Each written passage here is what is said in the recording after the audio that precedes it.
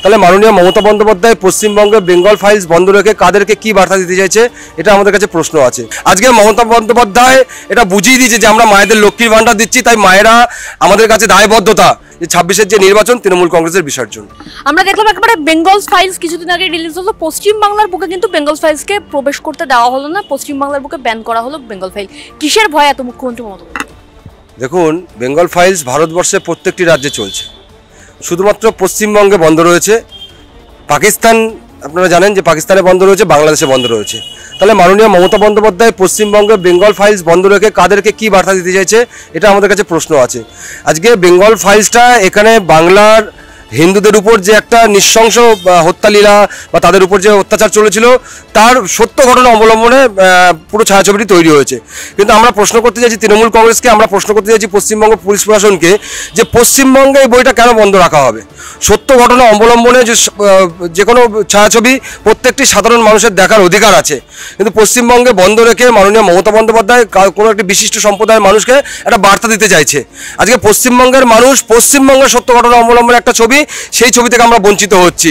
এবং যেভাবে আজকে পশ্চিমবঙ্গের সর্বত্র আন্দোলন সংগঠিত হচ্ছে, যেভাবে সাধারণ মানুষরা যারা সিনেমা প্রেমী যারা মানুষ যেভাবে আন্দোলন করছে, তো আমার মনে হয় না যে পশ্চিমবঙ্গে খুব বেশি দিন বেঙ্গল ফাইলস বন্ধ রাখতে পারবে। এবং আরও এর থেকে দেখতে পারবেন যে আন্দোলন এর থেকে আরও তীব্র থেকে তীব্রতর হচ্ছে।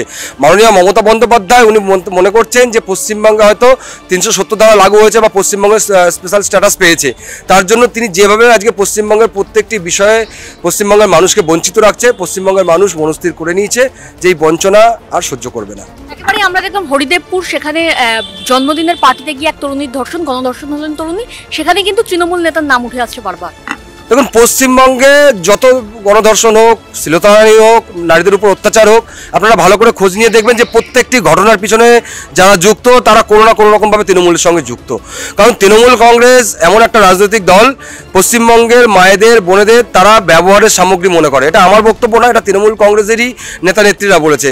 আজকে কসবা কাণ্ড বলুন বা আজকে আরজিকর কাণ্ড বলুন, আরজিকর কাণ্ড ঘটে যাওয়ার পর এই 1 বছর পার হয়েছে, এই 1 বছরের মধ্যে 1000 ঘটনা এরকম সমগ্র পশ্চিমবঙ্গে ঘটেছে। তৃণমূল কংগ্রেস বা পশ্চিমবঙ্গ পুলিশ প্রশাসন কজনকে শাস্তির আওতায় আনতে পেরেছে, কজনের বিরুদ্ধে চার্জশিট দিতে পেরেছে। আজকে মমতা বন্দ্যোপাধ্যায় এটা বুঝিয়ে দিয়েছে যে আমরা মায়েদের লক্ষ্মীর ভাণ্ডার দিচ্ছি, তাই মায়েরা আমাদের কাছে দায়বদ্ধতা, আমরা যা করব মায়েরা চুপচাপ করে সহ্য করবে, মায়েরা তৃণমূলকেই ভোট দেবে, মায়েরা তৃণমূলকে আবার ক্ষমতায় আনবে।